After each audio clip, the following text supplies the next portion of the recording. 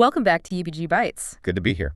Today, we're getting into some pretty interesting AI research. We're talking about systems learning to hack. Well, maybe hack is strong, but certainly modify their own code.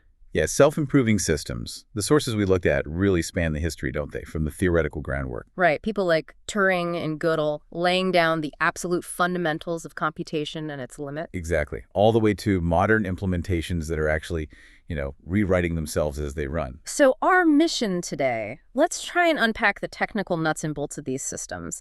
What components are relevant from a security standpoint? Things like tools, internal checks. And figure out what the takeaways are for security professionals like you listening. Definitely. Because, why did the self-improving AI get a therapist? Oh, no. It had serious commit issues. Okay.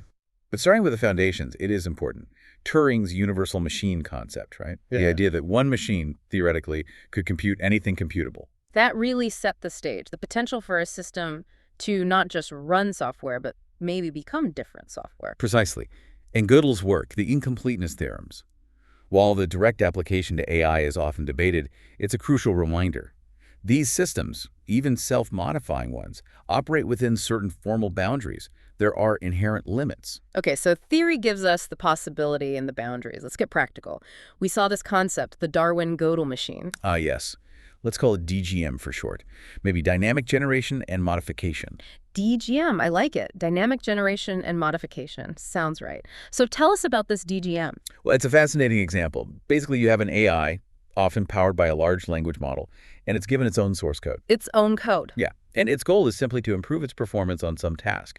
It does this by reading its code, writing new code, executing it, and here's the key part, modifying its own design, its own code repository. So it's an iterative process. Exactly. It picks a version of itself, looks at logs, thinks, I could do better here, proposes a change or writes the code patch, and applies it, creates a new version of itself. All right, now my security senses are tingling. Modifying itself. How? What tools does it actually use? Because tool access, as we know, is critical. What did the sources say?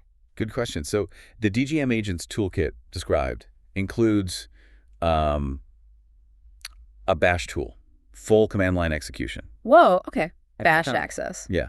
And interestingly, no external internet, but it has access to an internal mirror for apt and pip. Internal package managers. Right. Even air gap. That just screams potential internal supply chain issues or lateral movement possibilities if something goes wrong. Definitely a point of concern. And for the code modification itself, it's not just overwriting files. Very granular. Much more. String replacement, text insertion, sure. But also specific line-based edits, insert line X, delete line Y, and token-based edits, changing individual code elements, plus a function like view range to look at specific parts of files. So it has low-level file manipulation, shell access, basically operating directly on its own source. It feels a lot like giving an agent session Vim on its own server. Yeah. What stops it from just going wild? Are there checks? There is one key internal control mentioned, an isBatch valid function. Okay, is batch valid? What does that do technically? Its job is to see if the generated code patch actually makes a meaningful change. It parses the patch, looks for that +++B thing to see which files were touched. Right, the standard diff format. Exactly. And it checks that at least one modified file isn't just a test file. Not in tests, not named test something. Yeah. And isn't dev null, which would just be a deletion. So it validates where the change is made, ensuring it touches actual source code, not just tests. Correct.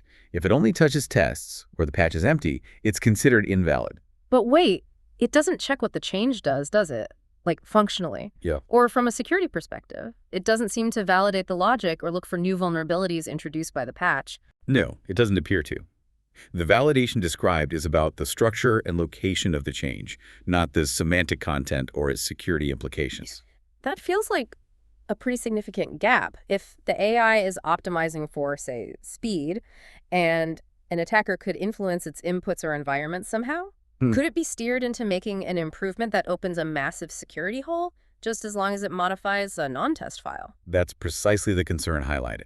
The isBatch valid check is a functional check for the system, ensuring it made a code change, but it's not a security validation layer for the code itself. So the recommendations probably point towards needing much stronger checks on the actual content. Absolutely, especially as these agents get more autonomy or broader tool access.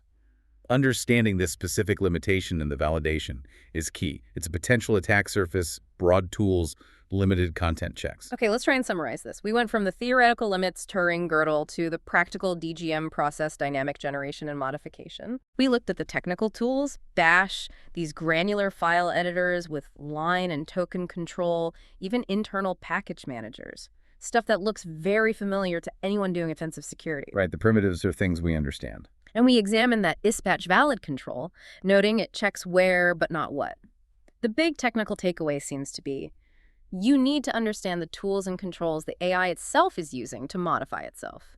Knowing how any agent acts on a system is crucial. Couldn't agree more. For digging deeper, the sources suggest looking into AI safety research, particularly around autonomous agents and the risks of self-modification. Definitely a growing field. And that leaves us with, I think, a pretty critical question for you to ponder. If an AI can constantly rewrite its own code, maybe improving in ways we didn't anticipate, how can we ever really trust it? How do we ensure it doesn't accidentally introduce vulnerabilities or drift into behaviors that bypass the kinds of limited checks we see now? That's the million-dollar question, isn't it? How do you validate something that's constantly changing itself?